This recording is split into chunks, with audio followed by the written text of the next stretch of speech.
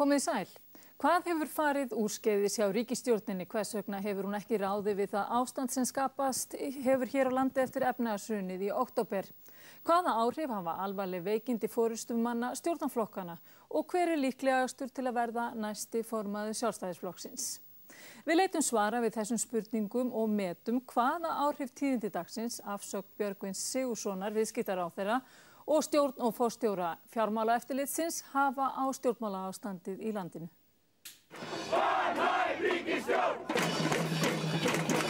Atburðarásin hefur verið hröð eftir að meiri þungi fór að færast í mótmæli almennings fyrir nokkrum dögum. Ríkisstjórnarflokkunum var ljóst að ekki þýddi neitt annað en að svara kalli fólksins og efna til þingkosninga sem fyrst. Geir H. Haarde forsætisráðherra greindist með illkynja æxli í vélinda og hefur ákveðið að hætta sem formaður Sjálfstæðisflokksins. Ríkisstjórnarsamstarfið hangir á bláþræði.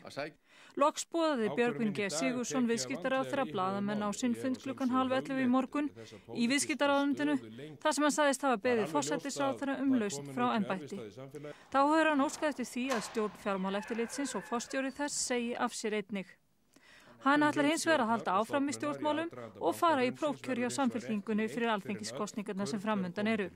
Kemur þessi afsögn ekki of seint? Það er alveg spurning hvort hún kom ekki of seint. Þetta eru hins vegar nokkuð tíðindi því að menn segja sjaldan af sér á Íslandi.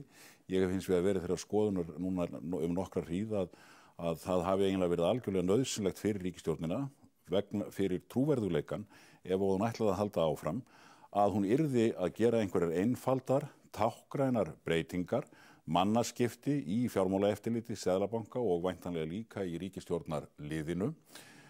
Á Íslandi hefur hins vegar ekki verið hefð fyrir þessu, þetta er gjarnan gert í útlöndum og þar eru menn ofta að hugsa ekki bara endilega breytingar á stjórnarstefnunni, heldur það að reyna að gefa með tákgrænum hætti til kynna að hlutir hafi misfarist og þannig reyna að endurvekja traust á ríkisstjórn eða flokkum. En hvers vegna heldur að menn hafi þráast við í ríkisstjórninu og ekki fært neinar mannfórnir?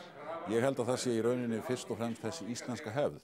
Það er að segja, menn er ekki vanir því á Íslandi og það hefur ekki þróast svo hefð að menn standi eða axli pólitíska ábyrgð með þeim hætti. Þetta er í rauninni vinnubrögð sem að flokkarnir hafa tamið sér, ólíkt flokksforingjum og flokkum í nágrannalöndunum.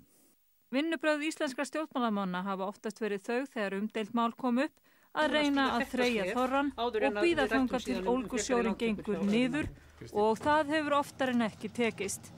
Ólafur Jóhannesson var einhvern tímann spurður það, hvað hann gerði þegar hann lenti í pólitískum illviðrum og þá hafði Ólafur sagt eitthvað á þá leið að þá hegðaði hann sér eins og hrossin í fljótunum en hann var akkurat þaðan. Það er að segja að setja bara afturendan í veðrið og bíða eftir því að storminum og snjókomunni linti. Og þetta hafa íslenski stjórnmálamenn mjög oft gert. Verður ekki aukinn þrýstingur núna á Sjálfstæðisflokkinn að gera eitthvað? Mér verður alveg augljóst að Samfylkingin getur ekki haldið áfram í þessari ríkisstjórn nema að Sjálfstæðisflokkurinn gerir líka breytingar og Seðlabankinn er þar náttúrulega væntanlega efst á blaði. Veikindi Ingibjargar Sólrúnar Gísladóttur formanns Samfylkingarinnar hafa gert ríkisstjórninni erfitt fyrir og miklu skipt fyrir Samfylkinguna að hafa hann ekki virkað í forystuhlutverki vegna læknismeðferða.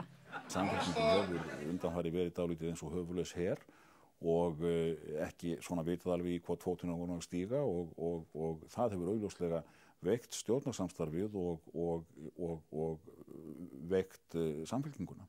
En hvað finnst þér það? Finnst þér að menn þegar þeir verða svona alvarlega veikir, finnst þér að þeir eigi að fara í frí og reyna að láta stjórnvölinn í hendur einhvers annars? Já, það er endalaust matsatriði og í rauninni verður viðkomandi að meta það sjálfur.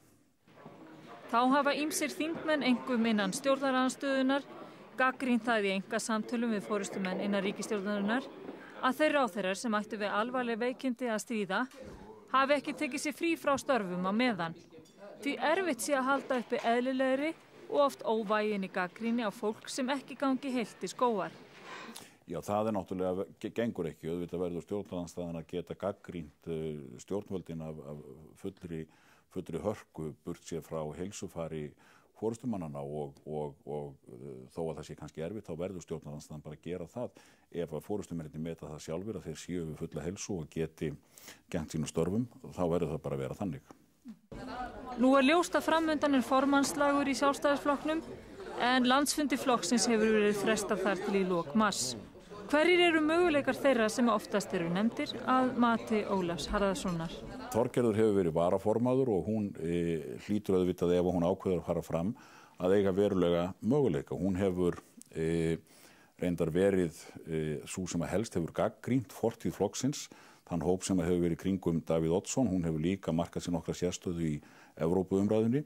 Hún umdeild en hún hlýtur að eiga möguleika. Bjarni hefur þótt mjög efnilegur þingmaður og hann væntanlega öflugur kandidat. Hann gæti átt breiðara fylgi heldur en Þorgerður Katrín.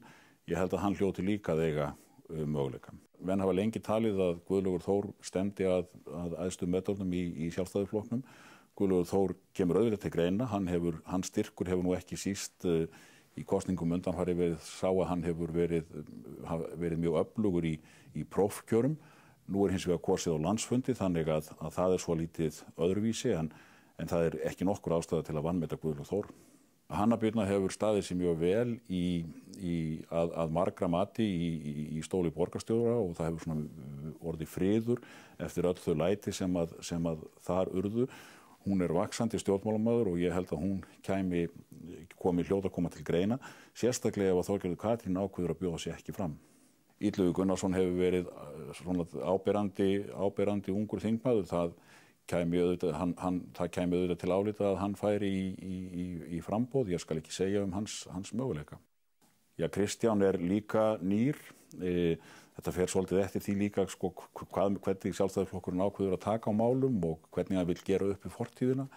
En Kristján Þór, hann var nú í framboði sem varaformaður og tapaði fyrir Þorgerði Katrínu en hann hugsanlegur kandidat.